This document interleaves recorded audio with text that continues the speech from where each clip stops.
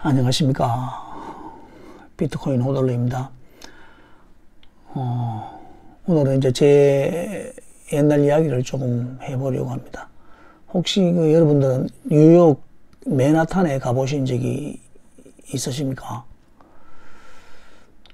저는 2001년 5월경에 제가 식당을 운영하고 있었을 때인데, 뉴저지에 이제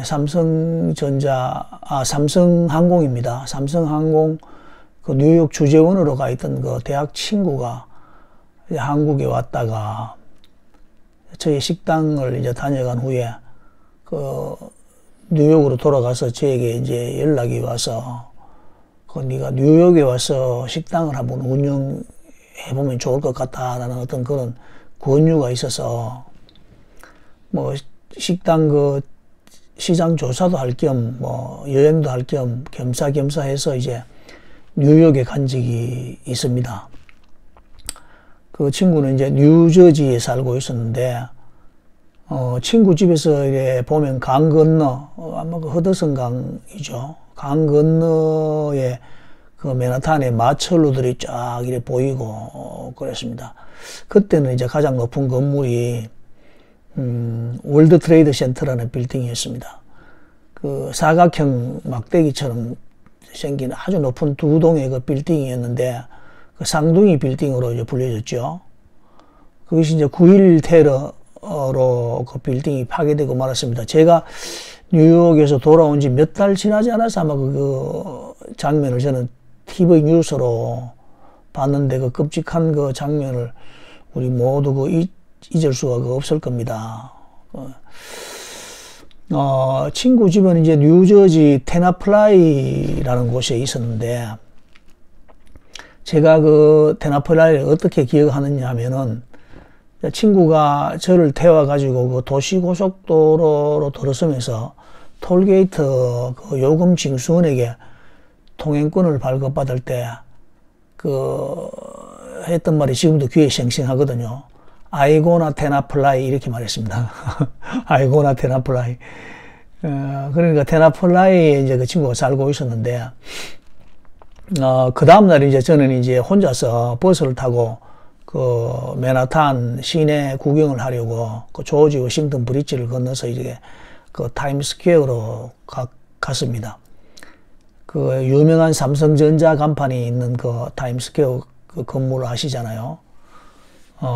그 친구가 삼성에 근무했기 때문에 거기에 얽힌 이야기를 저한테 설명을 해줬는데, 타임스퀘어 광고판 제일 상단에 그렇게 광고를 게재하는 것이 그게 아무나 할 수 있는 것이 아니라고 했습니다. 그래서 삼성전자 광고판을 건물에 이제 상단에 게재할 수 있는 공로를 인정받아서 직원이 특진을 했다는 어떤 그런, 이사로 특진했다는 그런 이야기를 들었거든요. 무슨 말인가 하면은, 타임스퀘어 광고판에는 아무나 돈이 있다고 광고판에 광고를 할 수 있는 것이 아니라는 그런 뜻이겠죠.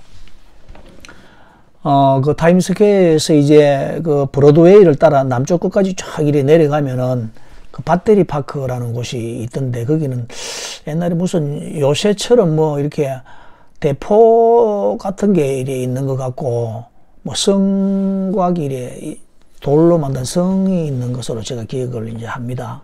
거기서 보면 이제 앞에 자유의 여신상으로 가는 유람선도 이렇게 다니고 있고, 앞에 이제 강이 보였는데, 거기에 그 당시 쌍둥이 빌딩이 거기서 가까운 곳에 있었습니다. 제가 이제 거기 한번 가보려고 정문으로 가서 이제 들어가려고 하니까, 거기에는 이제 출입증을 이렇게 갖다 대면은 이렇게 바리케이트가 열리는 그런 식으로 된 건물이어서 저는 들어가지를 못했습니다. 그때 이제 목에 출입증을 이렇게 걸고 막 자유롭게 출입하는 사람들이 엄청나게 제가 부러웠던 그런 기억이 납니다. 브로드웨이를 따라 쭉 가다 보면은 빌딩들이 이렇게 있는데 주상복합 건물 아파트 그런 건지 잘은 밖에서 봐서 알 수가 없는데, 그런 건물들이 절비하게 이제 늘어서 있는데, 그 빌딩 1층에 그 짜투리 공간 같은 걸 이용해서 그 뭡니까 커피도 팔고 거기 빵도 팔고 하는 그런 이제 가게가 아주 인상적이어서 제가 빵을 참 좋아하거든요. 그래서 이제 한국에 돌아와서 친구에게 전화를 제가 했죠.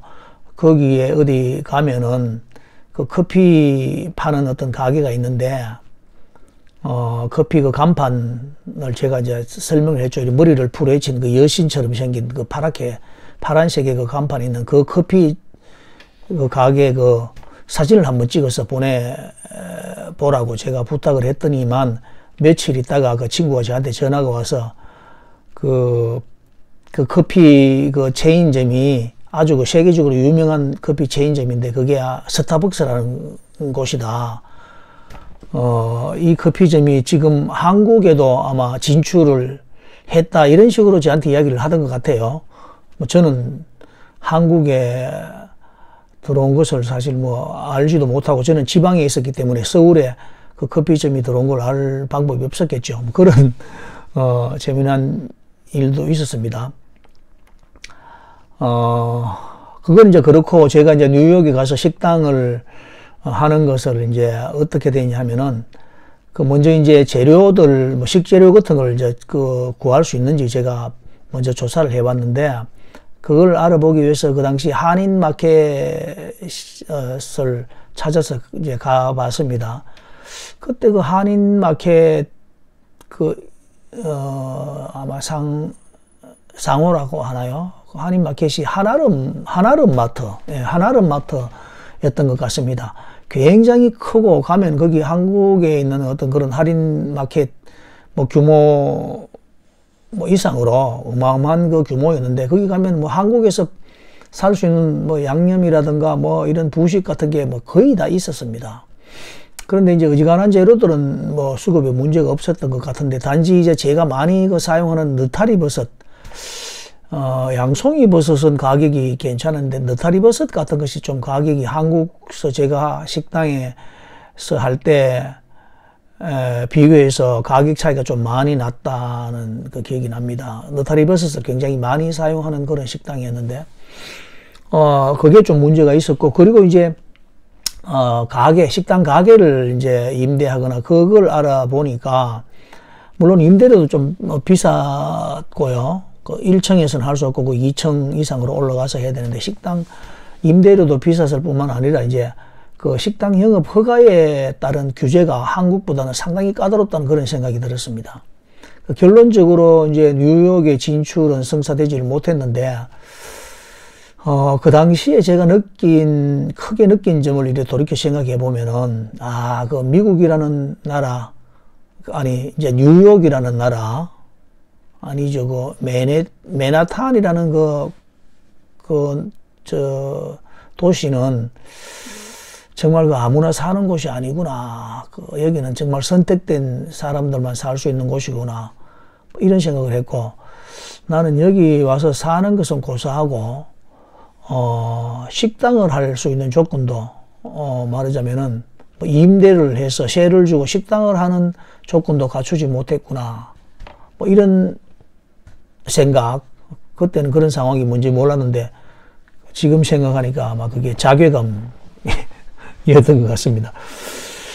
그 당시 이제 맨하탄의 그 브로드웨이를 걸어가면서 봤던 그 건물들은 그야말로 참 딴 세상의 어떤 그런 있는 건물들 같았습니다. 지금이야 뭐 생각이 나지만 그 당시에는 도대체 이 건물이 소유자가 누구인지 뭐 이런 관심조차 없었던 저와는 전혀 상관없는 그런 세상이었다는 그런 말입니다. 실제로 이제 뉴욕 그 타임스퀘어 인근은 이제 뉴욕의 중심 상업 지역들이고 거기에는 이제 대규모 부동산 개발업체나 금융기업의 본사 그리고 제가 그때 보니까 ABC 방송국 스튜디오 뭐 이런 식으로 운영되는 것도 있었던 것 같고요.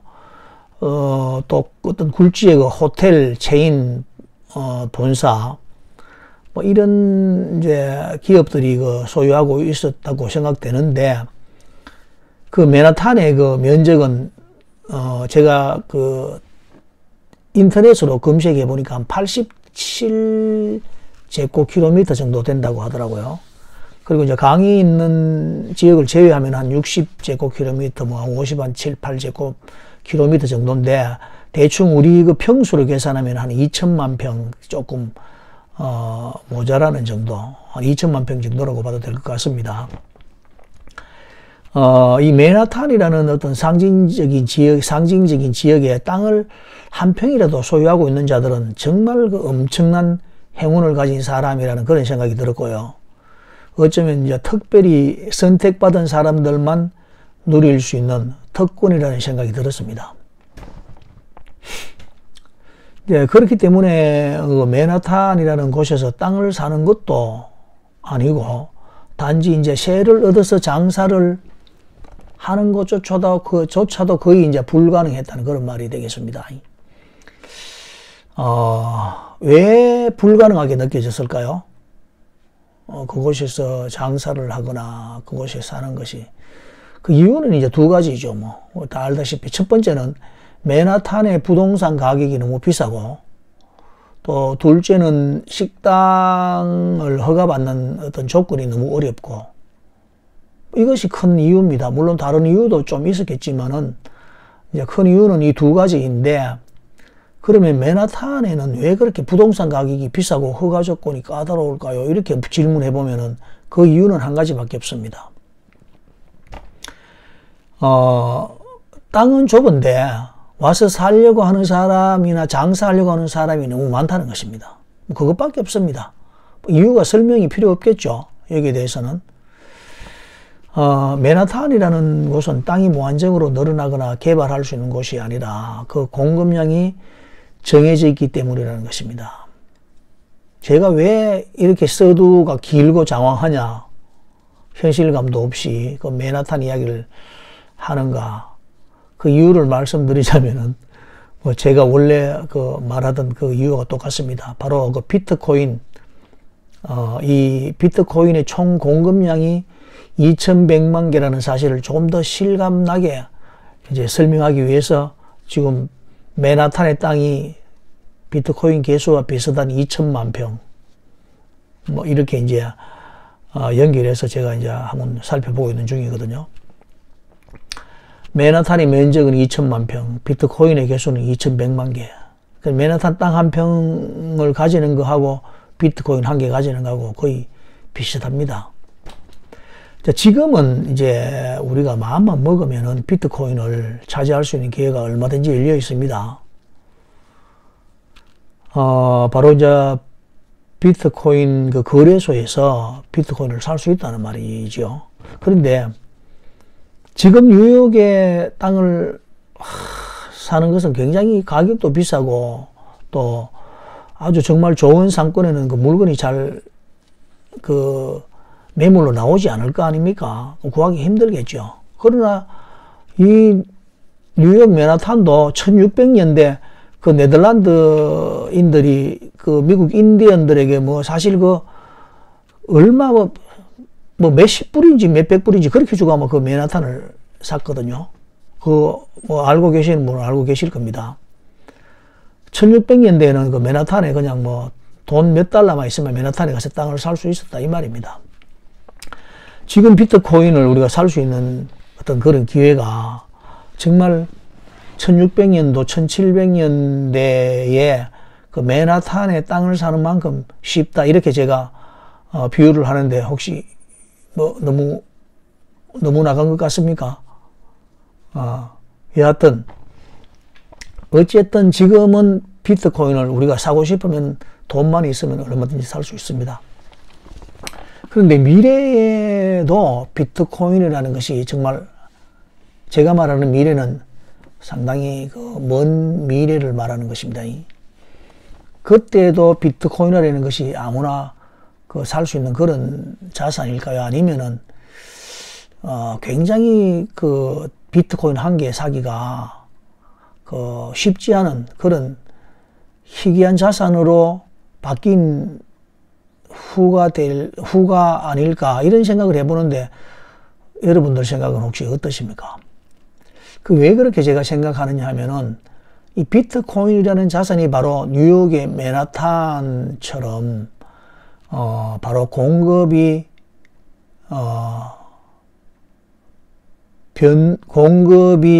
늘어날 수 있는 그런 가능성이 제로라는 것이죠. 2100만 개 이상 공급이 될 수가 없습니다.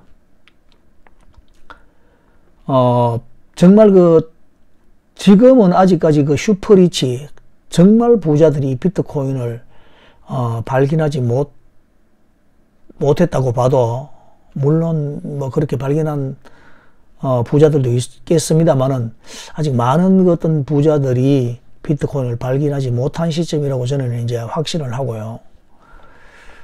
만약에 정말 슈퍼리치들이 그 비트코인의 가치를 발견하고 비트코인을 매수해서 시장에 내놓지 않는다면, 그런 현상이 벌어진다면 어떻게 될까 한번 생각해 보신 적이 있습니까? 저는 그 생각만 해도 참 소름이 끼치는 것 같아요. 거래소에 물량 나오는 쪽쪽 다 그냥 매수를 해서 그 부자들 개인 지갑으로 다 옮겨 놓아버리면 그 가격이 어떻게 될 것 같습니까? 제가 왜 이렇게 그 장담을 하느냐 하면은, 비트코인을 정말 한 개 이상 직접 소유를 해보시고 비트코인에 대한 어떤 그런 비트코인이 어떤 것인지를 한번 공부를 한번 해보시면은 제가 이렇게 하는 이 말이 무슨 뜻인지 알게 될 겁니다. 정말 그 좋은 자산, 가치가 있는 자산은 밖으로 잘 안 나오고 숨어버리거든요. 저도 이제 여러 가지 자산을 갖고 있습니다. 그 촌에 논도 있고, 뭐, 제가 살고 있는 집도 있고, 재개발 지역에 있는 뭐, 조그만 상가도 있고, 그리고 미국 주식, 또, 이제 비트코인 뭐 이런 것을 갖고 있는데, 이번 달에 제 아들이 결혼을 합니다. 하는데, 제가 자산을 조금 이제 팔아야 될 거 아닙니까? 결혼 비용 마련할 때는 어쨌든 간에 자산을 팔아야 되는 겁니다.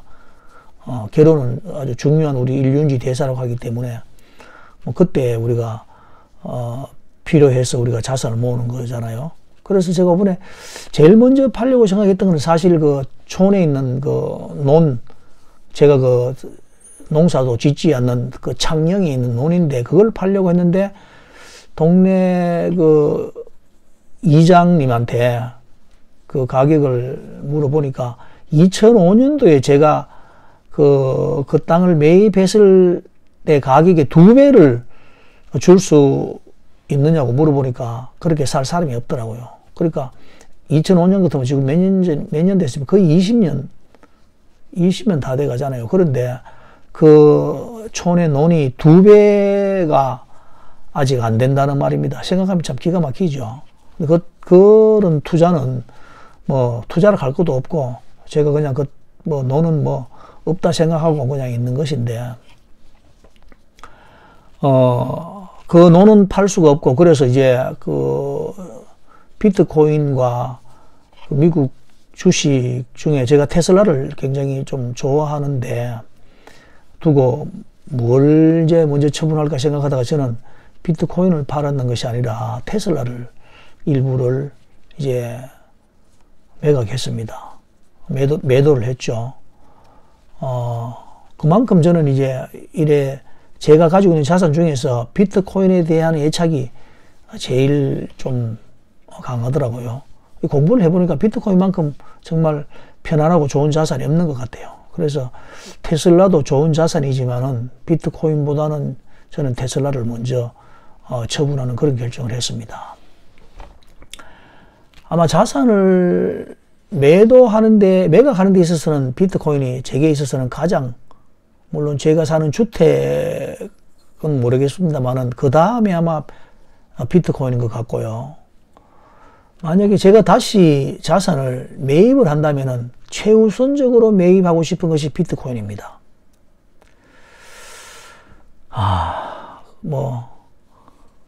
제가 좀 특별히 지나치거나 치우쳤는지 모르겠습니다. 요즘 이제 비트코인 가격을 예측하는 어떤 그런 분들 중에서 대부분 보면은 2025년이나 2024년에 전고점을 돌파할 것이다. 그렇게 보고요. 2026년쯤에는 하락을 예측하는 분들이 많습니다. 자, 그렇다면은 2024년이나 2025년에 10만 불이 넘었으면은 비트코인을 이제 이렇게 이익을 실현하고 좀 매도했다가 몇 년 후에 다시 한 5만 불 정도로 이렇게 폭락할 때 비트코인을 다시 매수하는 그런 전략을 세울 수도 있지 않습니까? 그렇게 이제 계획을 가시는 분들이 많은데 저는 2021년 1월 1일 날 비트코인 투자를 처음 시작했거든요. 그래서 저는 그 이후에 비트코인이 8,200만 원이 되던 2021년 4월에도 그대로 보유하고 있었고 그 후에 3,400만 원으로 폭락하던 2021년 6월에도 보유하고 있었고 다시 이제 8,200만 원을 넘어가던 2021년 11월에도 보유하고 있었고 다시 또 2,000만 원으로 폭락하던 2022년 12월에도 보유하고 있을 수 있었던 것은 바로 이제 물론 지금도 보유하고 있습니다. 그렇게 할 수 있었던 가장 큰 이유는 바로 개인 지갑에 비트코인을 보관하고 있었기 때문입니다. 장기 계획을 가지고 있는 비트코인 호들러로서 비트코인이 1억 이상으로 폭등한 후에 다시 5천만 원 정도로 폭락을 해서 몇 년을 기다린다는 그런 상상을 하면 참 견디기 힘든 과정임에 틀림이 없습니다. 그렇지만 저는 그 변동성을 감수하겠다는 다짐을 늘 하고 있습니다. 제가 뭐 이 비트코인이 1억, 2억이 됐을 때 이걸 처분하고 다시 가격이 떨어지면 사겠다 이런 생각을 하다가도 저는 자신이 없습니다. 저는 안 팔 겁니다. 가격이 뭐 전고점을 돌파해서 2배 이상 올라가더라도 저는 그 이후에 다시 뭐 50%가 폭락하는 한이 있더라도 저는 비트코인을 계속 보유하고 있을 생각입니다. 알잖아요. 얼마 제가 지금 말했던 창영의 논 같은 경우는 2005년에 사서 지금까지 20년 동안 제가 팔지 않았던 것은 팔리지 않았기 때문에 어떻게 보면 안 팔았다고 볼 수도 있습니다. 자산이라는 것은 어떻게 보면 그런 어떤 장치가 좀 필요하기도 해요. 너무 쉽게 팔고 살 수 있고 그러면은 이 보유하거나 이렇게 오랫동안 간직할 수 있는 확률이 적어집니다. 저는 그런 면에서 비트코인은 개인 지갑에 보관하는 것이 좋다는 그 주장을 늘 펴는 것이고요. 물론 차라리 이제 그 비트코인 가격이 이렇게 행보를 하면서 조금씩 상승해주는 그런 상상을 합니다만은 그것은 우리의 희망사항이고 비트코인은 크나큰 변동성을 이제 보이면서 우리를 시험할 것이 분명합니다. 우리가 이제 이 시험을 통과할 수 없을 것 같으니까 우리나라에는 제가 농담 삼아 말합니다. 박상기, 은성수 같은 분들이 있어서 트래블룰이라는 것을 우리를 보호해주는 제도를 이제 도입시켜서 우리가 비트코인을 쉽게 못 팔도록 해준 거 어떻게 보면 그것이 참 고맙다는 생각이 들기도 합니다. 그러나 우리 이 트래블룰은 빨리 없어져야 합니다. 그러니 이 트래블룰을 빨리 풀어주십시오. 그리고 이제 비트코인을 개인 지갑으로 한꺼번에 옮기는 방법에 대해서도 우리 영상을 이렇게 살펴보면 그런 방법들이 많이 나오거든요. 이제 비트코인을 알트코인으로 바꾼 다음에 외국 거래소를 통해서 이제 보내고 거기서 알트코인을 매도해서 다시 비트코인으로 매수를 하고 이런 어떤 절차를 설명하는데 저는 단 1시간이라도 비트코인을 매도해서 알트코인으로 바꿀 생각이 없기 때문에 그렇게 개인 지갑에서 거래소로 보낼 그런 의향이 전혀 없습니다. 물론 이제 그 비트코인 그 소액을 거래소로 옮겨놓고 그 금액 범위 내에서 알트코인과 비트코인을 이제 교대로 이렇게 트레이드하면서 시장 상황을 보는 어떤 그런 정도는 저는 허용하고 있습니다. 말이 좀 길어졌는데 다시 이제 본래대로 돌아와서 영상을 마무리하자면은, 지금 메타버스와 뭐 인공지능 그리고 우주 개발 등의 혁신적인 그 기술에 노출된 MZ 세대들, 이 세대들이 그 세계의 부를 대부분 차지하게 될 한 30년 후, 그때를 한번 상상해 보십시오. 그들이 어디에 투자를 할 가능성이 많겠습니까? 부동산에 투자를 하겠습니까? 아니면은 그 금에 투자를 하겠습니까? 아니면은 그 채권 같은 곳에 투자를 하겠습니까? 뭐 주식에 투자를 하겠습니까?